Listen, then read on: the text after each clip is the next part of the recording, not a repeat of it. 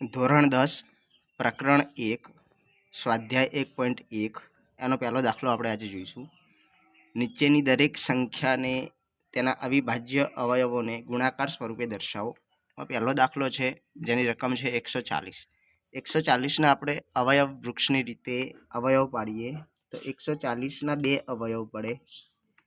તો 140 જે છે તે બે વડે વિભાજ્ય છે, તેથી એક અવયવ આપણે બે લઈએ અને બીજો અવયવ 140ના અડધા તો કે 70 થાય।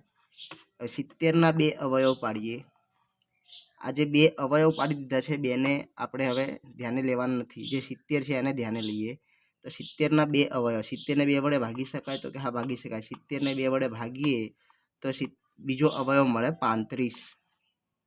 35 દુના 70। હવે 35ના એવા બે અવયવ પાડવાના છે। તો 35ને બે વડે ભાગી શકાય તો કે ના, 3 વડે ભાગી શકાય તો કે ના, 4 વડે ભાગી શકાય તો કે ના, 5 વડે તો કે હા। 35 કયા ઘડિયામાં આવે તો કે 7 અને 5ના ઘડિયામાં આવે। 5 સીતા 35 કે 7 પંચા 35 થાય।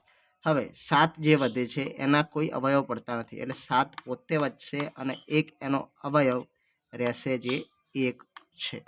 આ રીતે આપણે અવયવ વૃક્ષની રીતે અવયવ પાડ્યા। હવે અવયવને આપણે લખી લઈએ તો આમ 140ના અવયવ જે છે એ મળશે આપણને।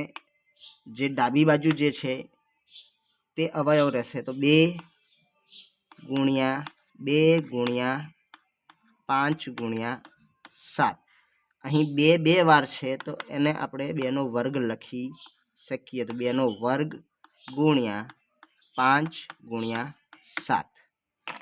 વિડીયો ગમે તો લાઈક કરજો, શેર કરજો, સબસ્ક્રાઈબ કરજો। ધન્યવાદ।